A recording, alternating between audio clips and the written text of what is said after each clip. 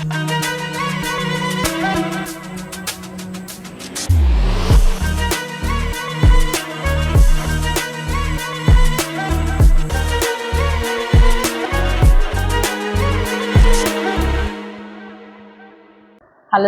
கர்த்தருடைய நாமம் பரிசுத்தப்படுவதாக. இந்த நாளிலும் இந்த செய்தியை கேட்டுக்கொண்டிருக்கிற ஒவ்வொருவரையும் ஆண்டவராகிய இயேசு கிறிஸ்துவின் நாமத்தினாலே வாழ்த்துகிறேன்.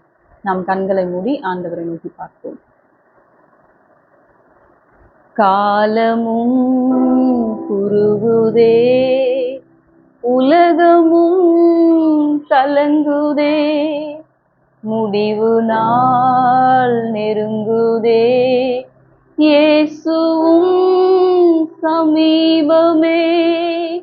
காலமும் குறுகுதே, உலகமும் கலங்குதே, முடிவு நாள் நெருங்குதே, இயேசுவும் சமீபமே.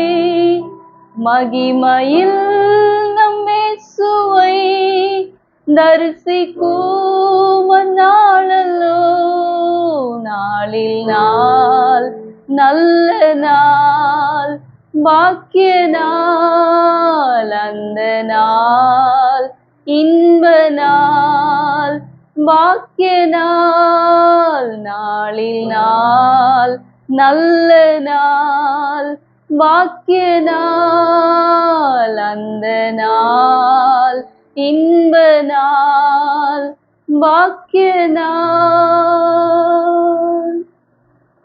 இயேசுவின் மூலம் ஜெபிக்கிறேன் நல்ல பிதாவே, ஆமேன். மார்க்கு 8ஆம் அதிகாரம் 36ஆம் வசனம். மனுஷன் உலகம் முழுவதையும் ஆதாயப்படுத்திக் கொண்டாலும் தன் ஜீவனை நஷ்டப்படுத்தினால் அவனுக்கு லாபம் என்ன? மார்க்கு சுவிசேஷம் தான் வேதாகமத்திலேயே முதலாவது எழுதப்பட்ட சுவிசேஷம் சொல்லி நம்ம எல்லாரும் அறிந்திருக்கிறோம். இந்த 8ஆம் அதிகாரத்துல ஆண்டவராகிய இயேசு கிறிஸ்து தன்னுடைய பாடு மரணத்தை குறித்து சீஷர்களோடு கூட பேசுறார். அப்போ ஆண்டவர் சொன்ன காரியங்களை எல்லாம் கேட்ட உடனே பேதுரு இந்த காரியங்கள் எல்லாம் உங்களுக்கு நேரிடக்கூடாதுன்னு சொல்லி தனியா கூட்டிட்டு போய் அவரை கடிந்து கொள்றார். அப்போதான் ஆண்டவர் இந்த வார்த்தையை சொல்றார், ஒருவன் என்னை பின்பற்றி வர விரும்பினால் அவன் தன்னைத்தானே வெறுத்து தன்னுடைய சிலுவையை எடுத்துக்கொண்டு என்னை பின்பற்ற கடவன் சொல்றார். அப்படின்னா ஆண்டவரை பின்பற்றோம்னா நம்முடைய வாழ்க்கையில பாடுகள் உபத்திரவங்களை நம்ம சந்தித்து தான் ஆகணும். இது எனக்கு மாத்திரமல்ல, யார் யாரெல்லாம் நீங்க என்னை பின்பற்ற விரும்புறீங்களோ உங்களுக்கு நியமிக்கப்பட்டிருக்கிற காரியங்களை நீங்க எடுத்துக்கொண்டு என்னை பின்தொடர வேண்டும் சொல்லி அப்போதான் ஆண்டவர் இந்த வார்த்தையை சொல்றார். மனுஷன் உலகம் முழுவதையும் ஆதாயமாக்கி கொண்டாலும் தன்னுடைய ஆத்துமாவை நஷ்டப்படுத்தினால் அவனுக்கு லாபம் என்னன்னு சொல்லி ஆண்டவர் கேட்கிறார். ஒரு செல்வந்தனா இருக்கிற ஒரு மனுஷனை நம்ம இப்ப எக்ஸாம்பிளா எடுத்துக்கிட்டோம்னா அவங்களுக்கு எல்லா தேவைகளும் சந்திக்கப்பட்டது, எல்லா விதமான ஆள்பலம் பணபலம் எல்லாமே இருக்கு, ஆஸ்தி அந்தஸ்து, இந்த உலகத்துல அவங்களுக்கு தேவையான காரியங்கள் எல்லாமே அவங்க பெற்றிருந்தாலும் அவங்களுடைய மரணத்தை அவங்க சந்திக்க வேண்டிய சூழ்நிலை வரும்பொழுது அவங்களுடைய பணத்தினாலேயோ இல்ல அவங்களுடைய இன்ஃப்ளூயன்ஸாலேயோ அவங்களுடைய மரணத்தை அவங்களால நிறுத்தி வைக்க முடியாது. இப்போ மரணம் என்பது நம்முடைய மனிதனுடைய சக்திக்கு அப்பாற்பட்ட ஒரு காரியமா இருக்கு. ஆனா இந்த பூமியில நம்ம வாழ்கின்ற வாழ்க்கை நம்ம செய்கிற நன்மையினால நம்ம நித்திய வாழ்வையை பெற்றுக்கொள்கிறோம், நம்ம செய்கிற தீமையான காரியங்கள்னால நம்ம நரக ஆக்கினை அடைகிறோம் சொல்லி நமக்கு வேதம் தெளிவா கற்பிக்குது. அப்போ இந்த பூமியில நாம் வாழ்கின்ற வாழ்க்கை பரலோக வாழ்க்கையை பெற்றுக்கொள்ள போகிறோமா இல்ல நரகத்துல நம்முடைய நித்தியத்தை கழிக்க போகிறோமா என்பதை முடிவு செய்கிறது என்று சொல்லி நம்ம பார்க்கிறோம். அதனால இந்த வருஷத்தினுடைய கடைசிக்குள்ளாக வந்திருக்கிற நாம் மற்றவர்கள் நமக்கு உதவி செய்கிறது இல்ல, மற்றவங்க நமக்கு பரிதாபப்பட்டு நம்முடைய வாழ்க்கைக்காக அவங்க உதவி செஞ்சு அவங்க நம்முடைய வாழ்க்கையை மேம்படுத்துறது இல்ல. கடவுள் நமக்கு தந்திருக்கிற இந்த வாழ்க்கையில எப்படி நம்முடைய வாழ்க்கையை நாம் வாழ்கின்ற முறையை கொண்டு நமக்கே நம்முடைய வாழ்க்கையை மிகுந்த பலனுள்ளதாய் மாற்றிக்கொள்ள முடியும் என்பதை குறித்த 3 காரியங்களை நம்ம இன்னைக்கு தியானிக்க போறோம். இன்றைய செய்தியினுடைய தலைப்பு மேக்சிமம் கெயின், அதிகபட்ச ஆதாயம். முதலாவதாக be aware of your existence, உங்கள் வாழ்க்கையை பற்றி அறிந்திருங்கள். 1 தீமோத்தேயு 6ஆம் அதிகாரம் 6ஆம் வசனம். போதும் என்ற மனதுடனே கூடிய தேவ பக்தியை மிகுந்த ஆதாயம். அப்போஸ்தலனாகிய பவுல் தீமோத்தேயுக்கு இந்த கடிதத்தை எழுதுறாரு.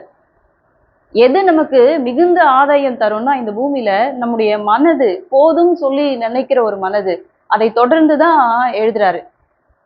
நமக்கு உண்ண உணவும் உடுக்க உடையும் போதும் என்று இருக்க கடவும். அப்போ இந்த பூமியில நம்முடைய அடிப்படை தேவைகள் சந்திக்கப்பட்டா அது போதுன்ற ஒரு மனநிறைவுள்ள வாழ்க்கை வாழுங்க.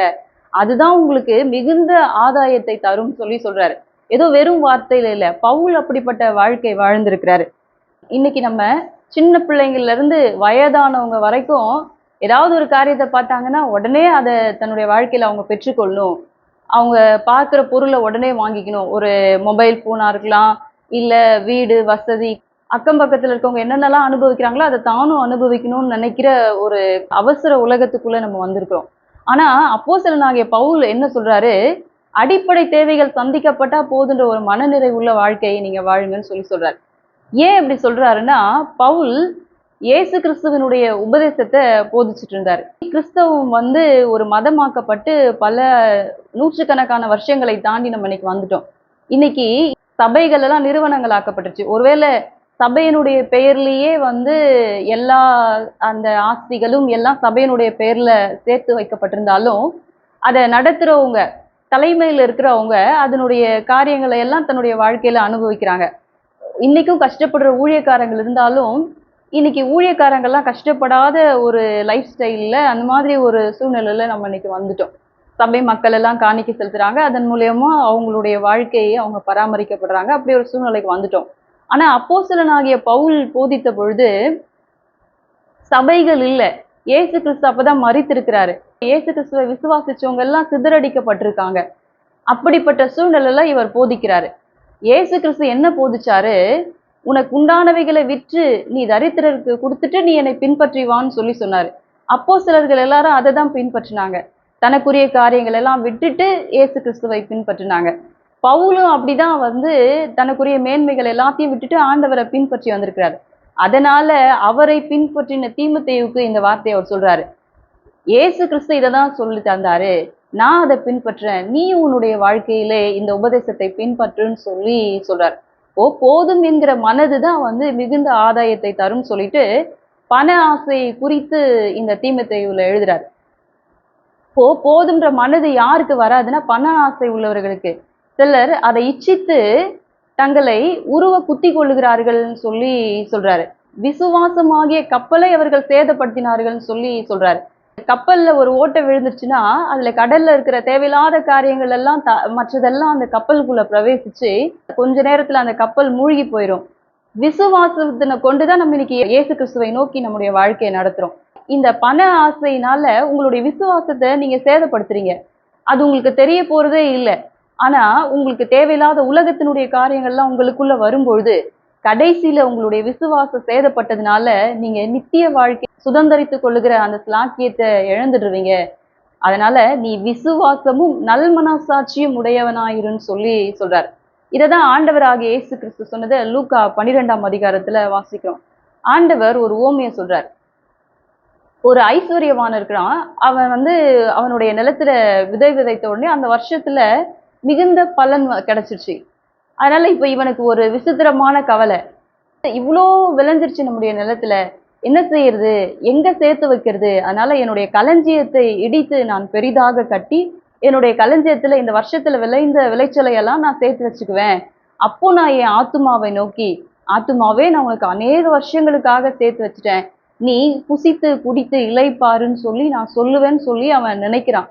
நினைச்ச உடனே, மதிகேடனே, இன்னைக்கு ராத்திரி உன்னுடைய ஜீவன் உன்னை விட்டு எடுபடுமானால் நீ என்ன செய்வான்னு சொல்லி ஆண்டவர் கேட்டாருன்னு சொல்லி ஆண்டவர் ஓமையா சொல்றாரு. அப்போ இந்த பூமியில வாழறது மாத்திரம்தான் அவனுடைய நோக்கம். அவனுடைய வாழ்க்கையை பத்தி அவனுக்கு ஒரு அறிவு இல்லை. நம்முடைய மரணம் நம்முடைய கையில இல்ல. ஒருவேளை இன்னைக்கு நம்முடைய வாழ்க்கை முடிஞ்சிருச்சுன்னா இதெல்லாம் என்ன ஆகும்? நமக்கு தேவையானது மரணத்துக்கு பிறகு உள்ள காரியத்துக்காக தான் நம்ம வாழணுன்ற ஒரு அறிவில்லாதவனா அவன் வாழ்ந்திருக்கான். அதுதான் ஆங்கிலத்தை ஃபூல்னு சொல்லி அவனை குறித்து சொல்லப்பட்டிருக்கு. தொடர்ந்து ஆண்டவர் சொல்லும் பொழுது, நீங்க கவலைப்படுகிறதுனால உங்களால என்ன செய்ய முடியும்? உங்களுடைய சரீர அளவோடு ஒரு முழம் கூட்ட முடியுமா? இல்ல ஒரு முழம் குறைக்க முடியுமா? அற்ப காரியம் கூட உங்களால செய்ய முடியாதுன்னு சொல்லி ஆண்டவர் சொல்றார். அவர் இந்த வானத்தையும் பூமியையும் படைச்சவர். அவருடைய கரங்கள்னால எவ்வளோ அற்புத அடையாளங்கள் நடந்தது. அதனால அவ்வளோ ஒரு அனாவசியமா ஆண்டவர் சொல்றாரு. சரீரத்துல ஒரு முழம் கூட்டுறது குறைக்கிறது வந்து அவருக்கு அற்ப காரியம். அது கூட உங்களால செய்ய முடியாது. அதனால நீங்க எதுக்காக நீங்க இன்னைக்கு கவலைப்படுறீங்க? நீங்க கவலைப்படுறதுனால உங்களால எந்த காரியத்தை மாத்த முடியும்? ஒண்ணுமே இல்ல. அதனால நீங்க கவலைப்படாதிருங்கள்னு சொல்லி ஆண்டவர் சொல்றார். அப்போ நம்ம இன்னைக்கு என்ன காரியங்களை இந்த உலகத்துல அனுபவித்தாலும், நம்முடைய வாழ்வின் முடிவை நம்மால தீர்மானிக்க முடியாத ஒரு சூழ்நிலையில இருக்கிறோன்றத நம்ம புரிந்தவர்களாய் இந்த நாள்ல நம்ம வாழும்பொழுது, மிகுந்த பலனுள்ளவர்களாய் நம்முடைய வாழ்க்கையை மாற்றிக்கொள்வோம். இந்த வருஷத்தினுடைய கடைசிக்குள்ளாக வந்திருக்க நீங்க, ஒருவேளை இதுவரைக்கும் நம்ம இவ்ளோ சேர்த்து வச்சுக்கலாம், இந்த காரியம் நம்ம செஞ்சிடலாம், இவ்ளோ பணம் சேர்த்துக்கலாம், இத வாங்கிக்கலாம் அப்படின்னு சொல்லி இந்த உலகத்துக்குரியவைகளுக்காகவே கவலைப்பட்டு, உங்களுடைய வாழ்க்கைய பத்தி ஒரு அறிவில்லாதவங்களா நீங்க முட்டாள்தனமான ஒரு வாழ்க்கை இதுவரைக்கும் வாழ்ந்திருக்கலாம். இந்த நாள்ல உங்கள ஆண்டவருடைய சமூகத்துல ஒப்புக்கொடுங்க. உண்மையன்று என்னால ஒரு காரியமும் என்னுடைய வாழ்க்கையில செய்ய முடியாது என்பதை அறிந்து, உங்களுடைய கரத்துல நான் என்னை ஒப்புவிக்கிறேன்னு சொல்லி நீங்க ஒப்புக் கொடுக்கும் பொழுது, உங்களுடைய வாழ்க்கையை மிகுந்த பலனுள்ளதாய் நீங்கள் மாற்றிக்கொள்வீர்கள். இரண்டாவதாக, be affirm in your confidence. உங்கள் விசுவாசத்தில் உறுதியாயிருங்கள். எபிரேயர் 10ஆம் அதிகாரம் 35ஆம் வசனம். ஆகையால் மிகுந்த பலனுக்கு ஏதுவான உங்கள் தைரியத்தை விட்டுவிடாதீர்கள். அப்போஸ்தலனாகிய பவுல் இரண்டாவதா மிகுந்த பலன் தரக்கூடியது எதுன்னா உங்களுடைய தைரியம் சொல்லி எழுதுறாரு. ஆண்டவராகிய இயேசு கிறிஸ்து நம்முடைய பாவங்களுக்காக அவர் ரத்தம் சிந்தி பரிசுத்தமாய் அவர் பலியிடப்பட்டிருக்கிறார். அவர் பலியிடப்பட்டதுனால நமக்காக அவர் புதிய ஒரு ஜீவ மார்க்கத்தை உண்டு பண்ணியிருக்கிறார். அதனால நம்ம இன்னைக்கு தைரியமா நம்ம ஆண்டவருடைய சமூகத்துல பிரவேசிக்கிற ஒரு ஸ்லாக்கியத்தை நம்ம இன்னைக்கு பெற்றிருக்கிறோம்னு சொல்லி இங்க பவுல் எழுதுறார். அதை தொடர்ந்துதான் 11ஆம் அதிகாரத்துல விசுவாச வீரர்களுடைய பட்டியலை குறித்து அவர் சொல்றார். அப்பனா தைரியம் ஒரு மனுஷனுக்கு வாழ்க்கையில எப்படி வரும்னா, ஆண்டவரை விசுவாசிக்கும் பொழுது நம்ம தைரியம் உள்ளவர்களாய் மாறுகிறோம்னு சொல்லி பவுல் எழுதுறாரு. அதனாலதான் 4ஆம் அதிகாரத்தினுடைய 14ஆம் வசனத்துல அவர் சொல்றாரு, ஒரு நாள் நீங்க இயேசு கிறிஸ்துவை விசுவாசிச்சிட்டீங்களே, அவர் தெய்வம் நீங்க ஏற்றுக்கிட்டீங்களே, அந்த அறிக்கை பண்ணின அறிக்கையிலே உறுதியாய் நீங்க நிலைத்திருங்க. அப்போ நீங்க தைரியம் உள்ளவர்களாய் இருப்பீர்கள். விசுவாசிக்கிறதுனால நீங்க தைரியம் உள்ளவர்களாய் மாறிடுங்க. அதோடு உங்களுடைய வாழ்க்கை முடிஞ்சிடல. அடுத்தது, நாம் இரக்கம் பெறவும் ஏற்ற சமயத்தில் சகாயம் அடையவும் தைரியமாய் அவருடைய கிருபாசன சண்டையிலே சேர கடவும் சொல்லி பவுல் எழுதுறார்.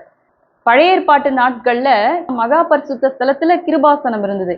கிருபாசனத்துல ஆண்டவர் அங்க வாசமாய் இருந்தார்.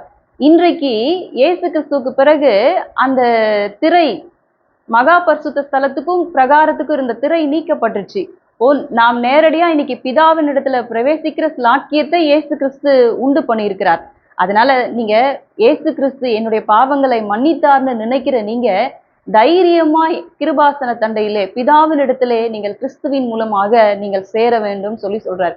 மூன்றாவதா, எப்படி நீங்கள் ஆண்டவரிடத்துல சேர வேண்டும்னா, 10ஆம் அதிகாரத்தினுடைய 22ஆம் வசனத்துல அவர் எழுதுறார், துர்மனசாட்சி நீங்க உண்மையுள்ளவர்களாய் விசுவாசத்தின் பூரண நிச்சயத்தோடு நீங்க ஆண்டவரிடத்திலே சேர கடவீர்கள்னு சொல்லி எழுதுறார்.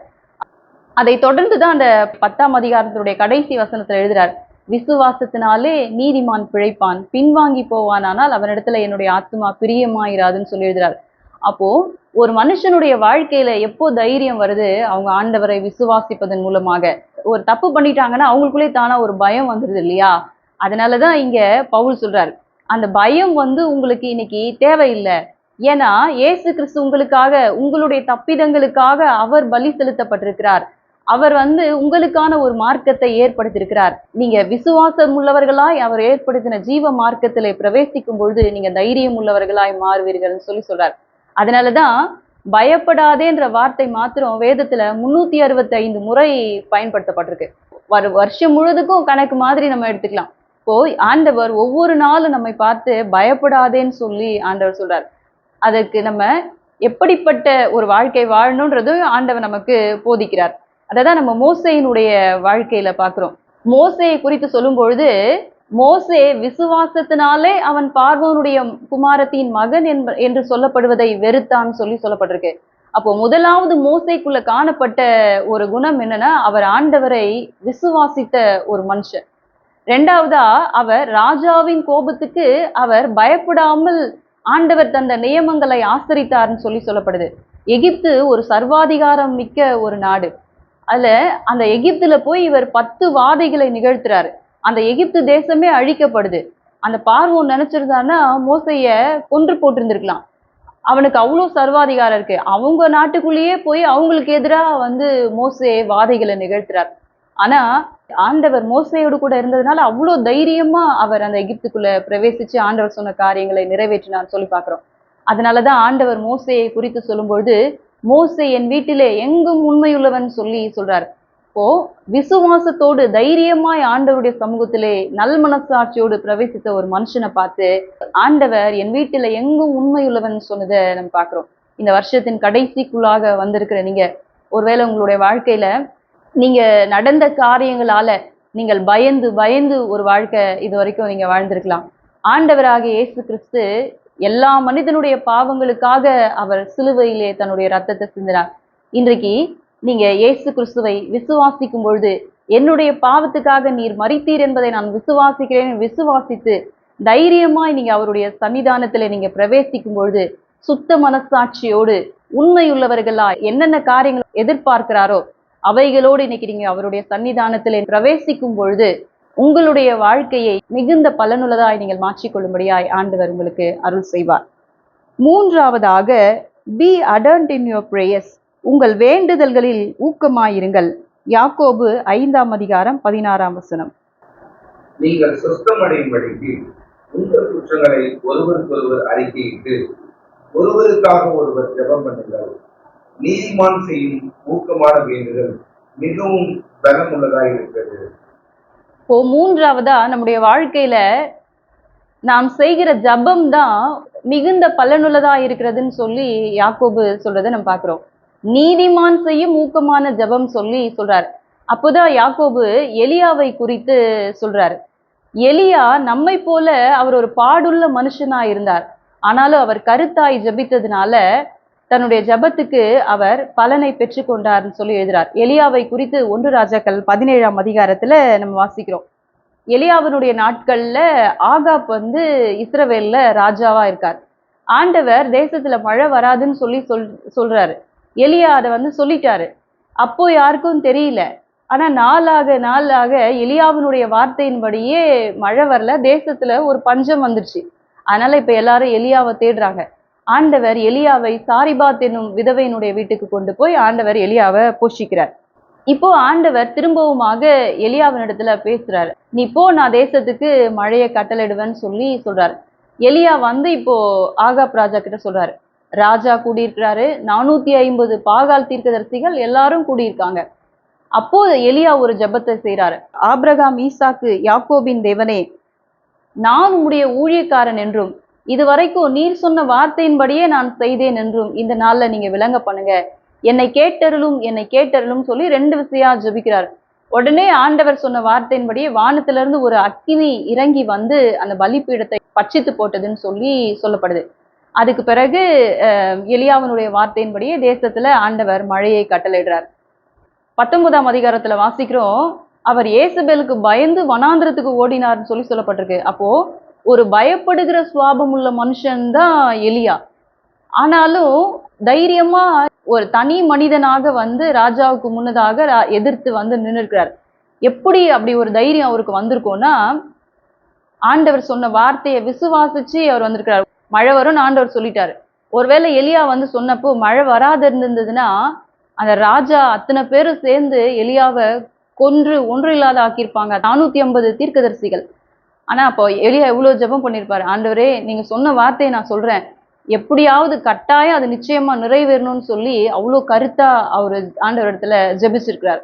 அதனாலதான் அவருடைய ஜெபம் கேட்கப்பட்டதுன்னு சொல்லி பார்க்கிறோம். அப்போ எலியா ஒரு விசுவாசிக்கிற மனிதனாக, ஒரு தைரியம் உள்ள ஒரு மனிதனாக, ஆண்டவருடைய சன்னிதானத்துல நிற்கிற ஒரு மனுஷனாக இருந்ததுனால தன்னுடைய ஜெபத்துக்கு தன்னுடைய கண் எதிரில் அவர் ஒரு பலனை பெற்றுக்கொண்டார்னு சொல்லி பார்க்கிறோம். எந்த ஜெபம் பலனுள்ளது? நாம் ஜெபிக்கிற ஜெபத்துக்கு எப்போ பதிலை பெற்றுக்கொள்கிறோமோ அதுதான் பலனுள்ள ஜெபம்.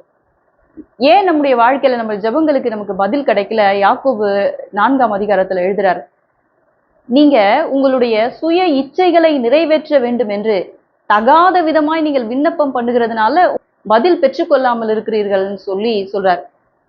அப்போ எப்ப நம்முடைய ஜெபங்களுக்கு பதில் கிடைக்கும்னா, அப்போஸ்தலனாகிய யோவான் எழுதுகிறார். 1 யோவான் 5ஆம் அதிகாரத்தினுடைய 14-15 வசனத்துல எழுதுறார், நம்ம எதையாகிலும் தேவனுடைய சித்தத்தின்படி கேட்டால் அவர் நமக்கு செவி கொடுக்கிறார் என்பதே அவரை குறித்து நாம் கொண்டிருக்கிற தைரியம். அவர் நமக்கு செவி கொடுக்கிறார்ன்றதை நம்ம அறிந்து கொண்டோமானால் நம்ம கேட்டதை நிச்சயமாகவே பெற்றுக்கொண்டோம் என்று அறிந்திருக்கிறோம் சொல்றார். அப்போ ஆண்டவருடைய சித்தத்தின்படி நம்முடைய வாழ்க்கையில் நம்ம ஜெபிக்கிற ஜெபங்கள் எல்லாவற்றுக்கும் நிச்சயமாய் 100% ஆண்டவர் நமக்கு பதில் தருகிறவராயிருக்கிறார். இந்த வருஷத்தின் கடைசிக்குள்ளாக வந்திருக்கிற நீங்க ஒருவேளை உங்களுடைய வாழ்க்கையில நீங்க ஜெபித்த ஜெபங்களுக்கெல்லாம் பதில் வரலையா, அப்போ இன்னைக்கு நீங்க கன்ஃபார்ம் பண்ணிக்கணும். இதெல்லாம் ஆண்டவருக்கு சித்தம் இல்லாத காரியங்கள். இதுக்கெல்லாம் நான் இது வரைக்கும் வீணா ஜெபிச்சு என்னுடைய நேரத்தை நான் செலவழிச்சிருக்கேன். இனி என்னுடைய வாழ்க்கையில நான் ஆண்டவருடைய சித்தத்தை அறிந்து அதன்படி ஜெபித்து என்னுடைய வாழ்க்கையை நான் மிகுந்த பலனுள்ளதாய் மாற்றிக்கொள்வேன்னு சொல்லி இன்னைக்கு நீங்க உங்களை ஒப்பு கொடுக்கும் பொழுது ஆண்டவர் உங்களுக்கு கிருபை தந்து உங்களை நடத்துவார். இப்போ இன்னைக்கு ஆண்டவர் நம்மோடு கூட பேசியிருக்கிறார். மேக்சிமம் கெயின், அதிகபட்ச ஆதாயம். முதலாவதாக be aware of your existence. உங்கள் வாழ்வை பற்றி அறிந்திருங்கள். அன்றைக்கு அந்த ஐஸ்வர்யவான் தன்னுடைய வாழ்க்கையை பத்தி அறியாததுனால ஆண்டவர் அவனை பார்த்து மதிகேடனே என்று சொல்லி அழைத்ததை பார்க்கிறோம். இரண்டாவதாக be affirm in your confidence. உங்கள் விசுவாசத்தில் உறுதியுள்ளவர்களாயிருங்கள். அன்றைக்கு மோசே ஆண்டவரை விசுவாசித்து தைரியம் உள்ளவனாய் நடந்ததுனால என்னுடைய வீட்டிலே எங்கும் உண்மையுள்ளவன் சொல்லி ஆண்டவர் அழைத்தார்னு சொல்லி பார்க்கிறோம். மூன்றாவதாக பி அடர்ன்ட் இன் யுவர் பிரேயர்ஸ். உங்கள் வேண்டுதல்களில் ஊக்கமாயிருங்கள். அன்றைக்கு எலியா தன்னுடைய ஜெபத்துல உறுதியுள்ளவராய் இருந்ததுனால ஆண்டவருடைய ஊழியக்காரன் என்று சொல்லி அவர் அழைக்கப்பட்டார்னு சொல்லி பார்க்கிறோம். இந்த வருஷத்தின் கடைசிக்குள்ளாக வந்திருக்க நீங்க உங்களை பார்த்து இன்னைக்கு ஆண்டவர் என்ன சொல்லி கூப்பிடுவார்? மதிகேடனேன்னு சொல்லுவாரா, இல்ல உண்மையுள்ளவன் சொல்லுவாரா, நீ என் ஊழியக்காரன் என்று சொல்வாரா? நம்மை நாமே நிதானித்து ஆராய்ந்தால் நாம் நியாயம் தீர்க்கப்படும். நம் கண்களை மூடி ஆண்டவரை நோக்கி பார்ப்போம். ஆத்தும மீட்பை பெற்றிடாமல் ஆத்துமம் நஷ்டம் அடைந்தால்,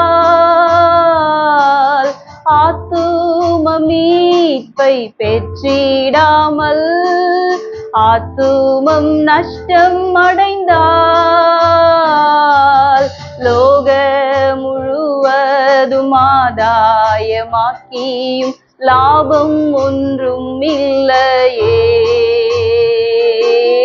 லோக முழுவதும் ஆதாயமாக்கியும் லாபம் ஒன்றும் இல்லையே. சிலுவை சுமந்த உருவம், சிந்தின ரத்தம் புரண்டோடியே நதி போலவே பாய்கின்றதே. நம்பியே சுவண்டை வா, நம்பியே சுவண்டை வா. சிலுவை சுமந்த உருவம், சிந்தின ரத்தம் புரண்டோடியே நதி போலவே பாய்கின்றதே. நம்பியே சுவண்டை வா, நம்பியே சுவண்டை வா.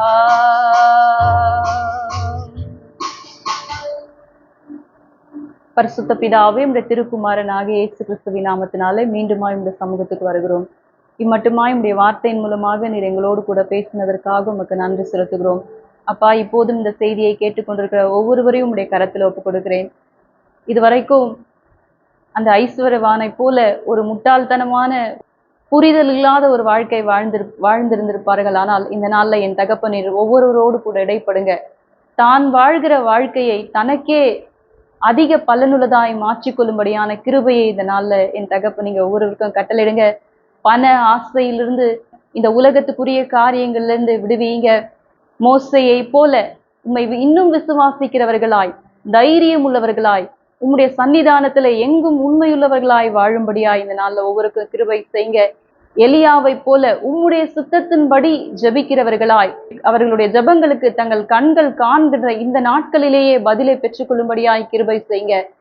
இந்த வருஷத்தினுடைய கடைசியில என் தகப்பனுடைய கரம் ஒவ்வொருவரோடு கூட இருந்து நன்மைக்கு ஏதுவாய் நடத்தி நீர் விரும்புகிற காரியத்தை அவங்களுடைய இருதயங்கள்ல கட்டளையிட்டு புதிய வருஷத்திலே சமாதானத்தோடு பிரவேசிக்கும்படியாய் அருள் செய்யுங்க. காத்துக்கொள்ளுங்க, பலப்படுத்துங்க, நிலைநிறுத்துங்க, வழி நடத்துங்க, ஆசீர்வதிங்க. இயேசுவின் மூலம் ஜெபிக்கிறேன் நல்ல பிதாவே, ஆமேன்.